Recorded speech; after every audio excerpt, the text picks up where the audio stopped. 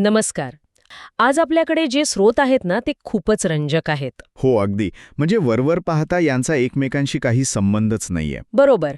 एका बाजूला आपण विश्व हिंदी दिवसावर बोलणार आहोत, म्हणजे भाषेची मुत्सद्देगिरी. आणि दुसरीकडे थेट अंटार्क्टिकाच्या बर्फात भारताच्या एका नव्या मोहिमेबद्दल. आणि इतकंच नाही, देशात महिलांसाठी सर्वोत्तम शहर कोणतं यावर एक अहवाल आहे. इलेक्ट्रिक वाहनांसाठी एक मोठा कारखाना सुरू झालाय. आणि या सगळ्यापासून लाखो प्रकाशवर्षे दूर अंतराळात एका अपयशी दीर्घिकेचा शोध लागलाय. हो, आणि आज आपलं काम आहे ह्या वेगवेगळ्या दिसणाऱ्या ठिपक्यांना जोडून काही अर्थपूर्ण चित्र तयार होतंय का हे पाहणं. नक्कीच. या सगळ्या बातम्यांमध्ये भारताच्या भविष्याबद्दल काही समान धागे दडले आहेत का, हेच आपल्याला शोधायचंय. चला तर मग सुरुवात करूया भारताच्या जागतिक ओळखीपासून. आणि त्यासाठी मला वाटतं आजच्या दिवसापेक्षा चांगला मुहूर्त असूच शकत नाही. अगदी बरोबर. आज आहे विश्व हिंदी दिवस.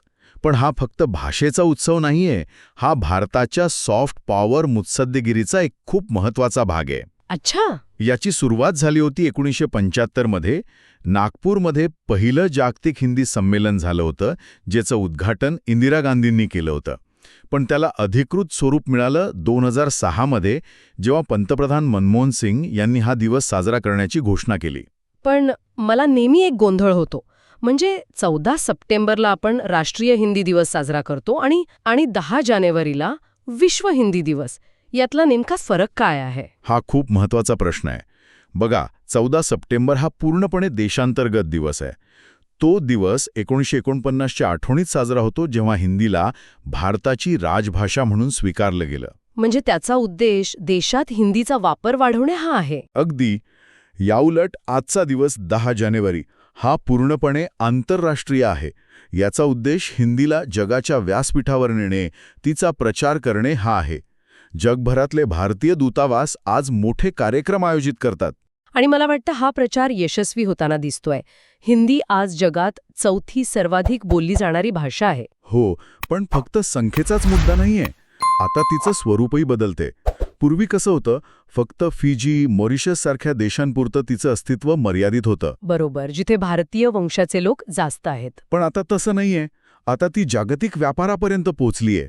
UAE, अमेरिका, ब्रिटन यांसारख्या देशांमधला जो भारतीय डायस्पोरा आहे, त्यामुळे हिंदी ही आता व्यापाराची आणि संवादाची भाषा बनत चाललीये. आणि डिजिटल युगाने तर याला आणखी गती दिली असेल, नाही का? प्रचंड. AI मॉडेल्सना हिंदी शिकवलं जातंय. OTT प्लॅटफॉर्म्सवर हिंदी आशयाला म्हणजे कॉन्टेंटला प्रचंड मागणी आहे.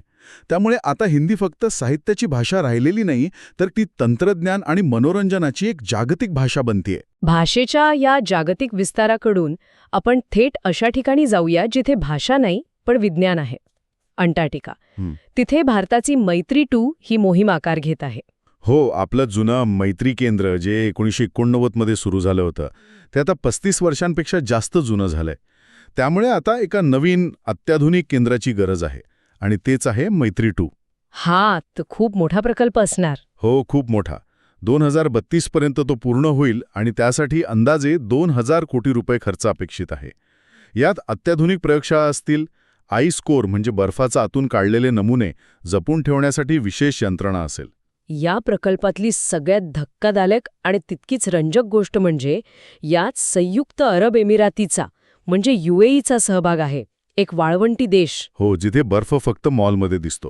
तो ध्रुवीय संशोधनात भारतासोबत भागीदारी का करतोय हेच मला कळत नाहीये. हाच तर या बातमीचा सर्वात आकर्षक भाग आहे. हे आहे ना विज्ञान मुत्सद्देगिरीचं म्हणजे सायन्स डिप्लोमसीचं उत्तम उदाहरण आहे. UAEला हे कळून चुकलंय की फक्त तेलावर अवलंबून नाही राहू शकत. अगदी. त्यांची अर्थव्यवस्था कायम तेलावर नाही चालणार. पोस्ट ऑइल इकॉनॉमीसाठी त्यांना नवीन क्षेत्रात स्वतःला सिद्ध करावं लागेल. आणि हवामान बदलाच्या लढाईत जागतिक नेतृत्व करण्याची त्यांची महत्वाकांक्षा आहे. या संशोधनातून ते तेच करत आहेत. म्हणजे भारतासाठी हा एक प्रकारे विन विन करार आहे. निश्चितच. भारताला या प्रचंड खर्चात एक भागीदार मिळतोय, लॉजिस्टिक सपोर्ट मिळतोय. आणि दुसरीकडे UAEला भारताच्या वैज्ञानिक अनुभवाचा फायदा मिळतोय आणि जागतिक स्तरावर आपली प्रतिमा उंचावण्याची संधी मिळतेय. अच्छा. आणि एवढंच नाही, भारताने नॉर्वेसोबतही नुकताच एक करार केला आहे.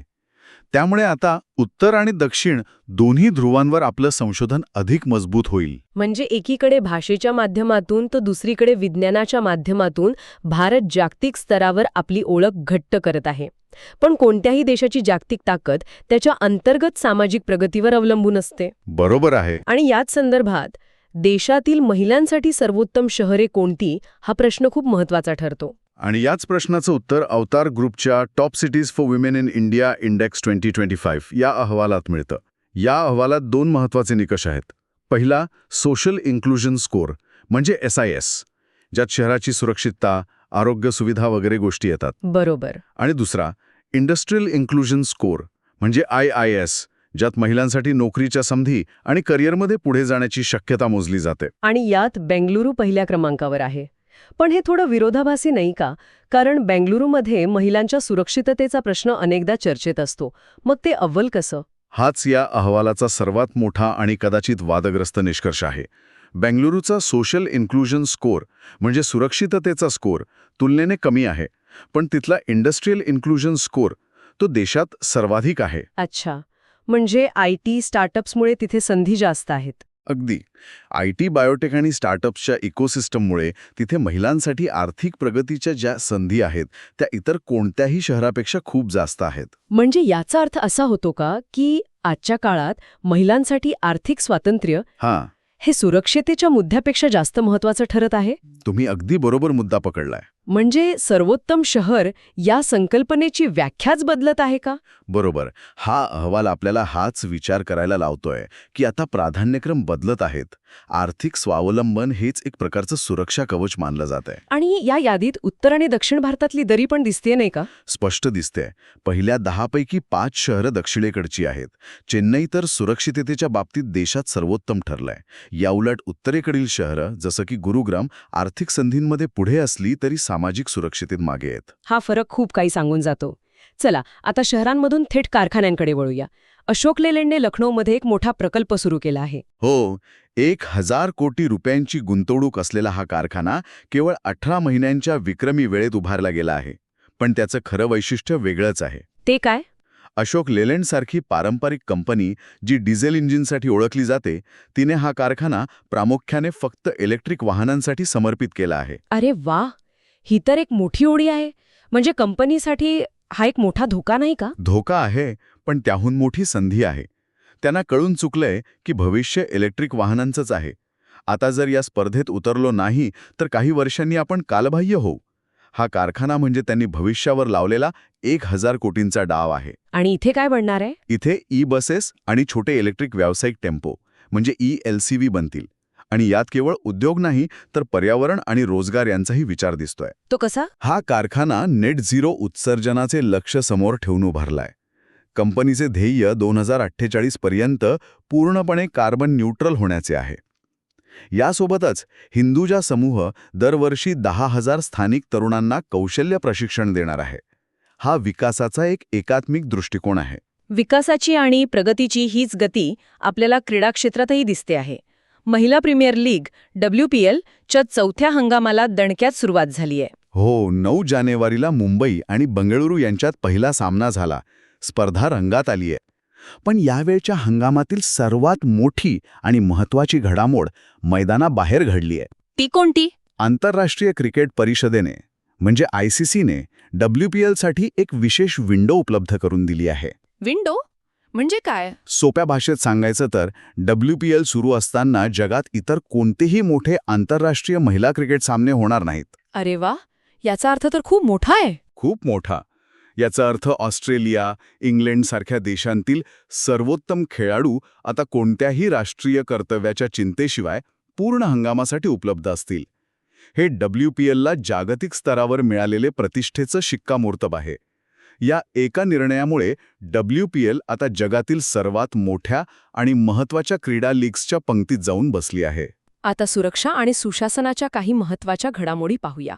अणुऊर्जा नियामक मंडळाच्या म्हणजे AERBच्या अध्यक्षपदी AK बालासुब्रमण्यम यांची नियुक्ती झाली आहे. ही एक अत्यंत महत्त्वाची आणि योग्य वेळी झालेली नियुक्ती आहे. भारत सध्या 10 नवीन अणुभट्ट्या उभारून आपली अणुऊर्जा क्षमता झपाट्याने वाढवत आहे. अशावेळी या नियामक संस्थेच्या प्रमुखपदी एका खऱ्या तांत्रिक तज्ज्ञाची गरज होती. आणि बालासुब्रमण्यम यांना तो अनुभव आहे. भरपूर. त्यांना भारताच्या स्वदेशी प्रेशराइज्ड हेवी वॉटर रिॲक्टर म्हणजे PHWR तंत्रज्ञानाचा सखोल अनुभव आहे. हे तंत्रज्ञान भारतासाठी खूप महत्वाचं आहे, कारण ते नैसर्गिक युरेनियमवर चालतं. म्हणजे इंधनासाठी दुसऱ्यांवर अवलंबून राहायची गरज नाही. अगदी. आणि हे जगातलं सर्वात सुरक्षित अणुभट्टी तंत्रज्ञान मानलं जातं. त्यामुळे त्यांच्या नियुक्तीमुळे भारताच्या अणुऊर्जा कार्यक्रमाच्या सुरक्षितेबद्दल एक विश्वास निर्माण होतो. सुरक्षितेकडून सुशासनाकडे येऊया. इंटरऑपरेबल क्रिमिनल जस्टिस सिस्टम म्हणजे ICJSच्या रँकिंगमध्ये उत्तराखंडने देशात पहिला क्रमांक पटकावला आहे. ही प्रणाली नेमकी काय करते? ICJS म्हणजे गुन्हेगारी न्यायव्यवस्थेचे 5 स्तंभ: पोलीस, न्यायालय, तुरुंग, फॉरेन्सिक लॅब आणि सरकारी वकील यांना एकाच डिजिटल प्लॅटफॉर्मवर आणणारी प्रणाली. म्हणजे आधी जे फाईलचं काम होतं ते आता डिजिटल झालंय. हो, पण त्याहूनही जास्त. आधी प्रत्येक विभागाची स्वतःची वेगळी फाईल होती आणि ती एका टेबलवरून दुसऱ्या टेबलवर जायला महिने लागायचे. आता ICJSमुळे एकाच क्लिकवर ती डिजिटल फाईल सगळ्या विभागांना एकाच वेळी दिसते. वन डेटा वन एंट्री हे त्याचं तत्व आहे. त्यामुळे कामाला वेग येतो. खूप. आणि उत्तराखंडसारख्या पर्वतीय राज्याने यात पहिला क्रमांक मिळवणं हे तंत्रज्ञानाच्या प्रभावी वापराचं उत्तम उदाहरण आहे. तंत्रज्ञानाच्या या आधुनिकतेकडून आपण आता एका पारंपरिक ज्ञानाकडे वळूया.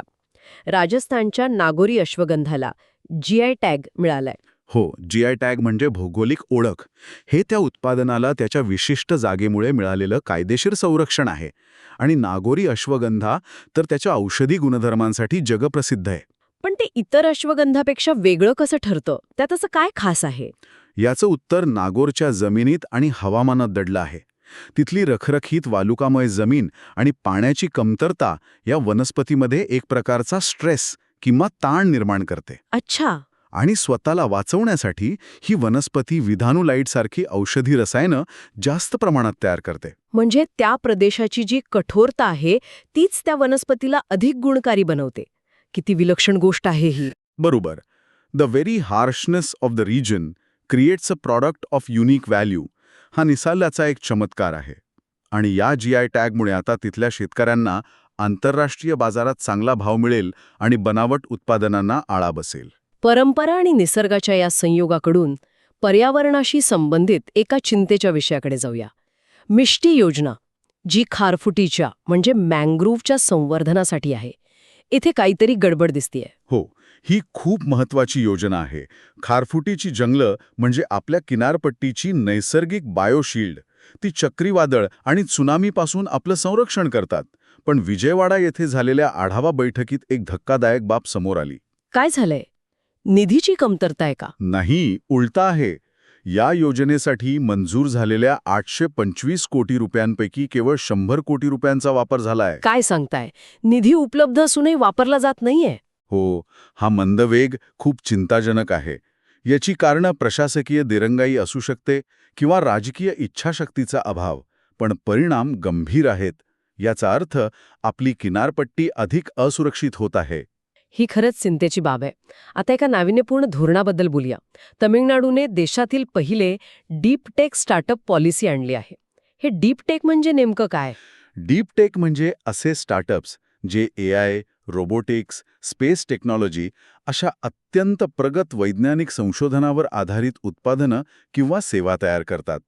हे सामान्य ॲप आधारित स्टार्टअप्सपेक्षा खूप वेगळे आणि गुंतागुंतीचे असतात.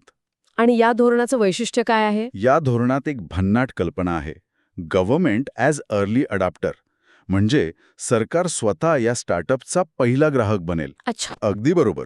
आणि या स्टार्टअपसाठी पैशांपेक्षा हा विश्वास जास्त महत्त्वाचा असतो. जेव्हा सरकारसारखा मोठा ग्राहक तुमचं उत्पादन वापरतो तेव्हा तुम्हाला बाजारात प्रचंड विश्वासार्हता मिळते. हीच या स्टार्टअपसमोरील सर्वात मोठी अडचण असते. तमिळनाडूने ती नेमकी ओळखली आहे. आजच्या चर्चेच्या शेवटी आपण पृथ्वीवरील सर्व घडामोडींपासून खूप दूर थेट अंतराळात जाणार आहोत. नासाच्या हबल दुर्बिणीने Cloud9 नावाचा एक रहस्यमय ढग शोधला आहे. हा एक अतिशय विलक्षण आणि महत्त्वाचा शोध आहे. Cloud9 हा हायड्रोजन वायू आणि डार्क मॅटरचा एक प्रचंड मोठा गोळा आहे. पण त्याचा सर्वात मोठं वैशिष्ट्य म्हणजे त्यात एकही तारा नाही. थांबा, एकही तारा नाही, म्हणजे हे एक असं शहर आहे जे बांधलं गेलं पण त्यात दिवेच लागले नाहीत. अब्जावधी वर्षांपासून हे अवकाशात अंधारातच तरंगत आहे. हे तर एखाद्या वैज्ञानिक कथेसारखं वाटतंय. तुमची उपमा अगदी अचूक आहे. शास्त्रज्ञ याला अपयशी दीर्घिका म्हणजे फेल्ड गॅलेक्सी म्हणत आहेत. विश्वाच्या सुरुवातीला हा वायूचा ढग एकत्र आला, पण तारे निर्माण करण्यासाठी जेवढी घनता लागायची तेवढी तो कधी गाठूच शकला नाही. मग यात शास्त्रज्ञांना इतका रस का आहे? एका अपयशी गोष्टीतून काय मिळणार आहे? खूप काही. विश्वातील सर्वात मोठं रहस्य आहे डार्क मॅटर. ते आपल्याला दिसत नाही, पण त्याच्या गुरुत्वाकर्षणामुळेच दीर्घिका एकत्र टिकून आहेत. हो. या Cloud9 मध्ये ताऱ्यांच्या प्रकाशाचा कोणताही अडथळा नाही. त्यामुळे शास्त्रज्ञांना डार्क मॅटरचा अभ्यास करण्यासाठी एक शुद्ध आणि प्रिस्टीन प्रयोगशाळाच मिळाली आहे. हे डार्क मॅटरचे रहस्य उलगडण्याच्या दिशेने एक मोठं पाऊल ठरू शकतं. तर आज आपण भाषा, विज्ञान, उद्योग, पर्यावरण आणि अगदी अंतराळापर्यंत एक मोठा प्रवास केला. या सगळ्या वेगवेगळ्या गोष्टींमधून एक गोष्ट स्पष्ट दिसतेय की 2026च्या सुरुवातीलाच भारत अनेक आघाड्यांवर एकाच वेळी पुढे जात आहे. बरोबर. हिंदीचा जागतिक प्रसार असो, अंटार्क्टिकातील UAE सोबतचं सहकार्य असो, महिलांसाठी बदलणाऱ्या शहरांची व्याख्या असो किंवा स्टार्टअप्सना प्रोत्साहन देणारं धोरण असो, या सगळ्या घडामोडी भारताच्या बहुआयामी विकासाचं आणि वाढत्या महत्वाकांक्षेचं चित्र स्पष्ट करतात. आणि या सगळ्यामध्ये मला एक समान धागा दिसतोय, तो म्हणजे परंपरा आणि तंत्रज्ञान यांचा संगम. अगदी. नागोरी अश्वगंधाच्या पारंपरिक ज्ञानाला GI टॅगचं आधुनिक संरक्षण मिळतं. तो दुसरीकडे गुन्हेगारी न्याय व्यवस्थेसारख्या पारंपरिक प्रणालीला ICJS सारखं तंत्रज्ञान अधिक कार्यक्षम बनवतं. अगदी. आणि हाच धागा आपल्याला आजच्या चर्चेअंती एका विचाराकडे घेऊन जातो की भविष्यात ज्ञानाच्या या पारंपरिक आणि आधुनिक स्रोतांची सांगड घालून भारत आणखी कोणत्या अनपेक्षित क्षेत्रात जगात आपले स्थान निर्माण करू शकेल. विचार करण्यासारखी गोष्ट आहे.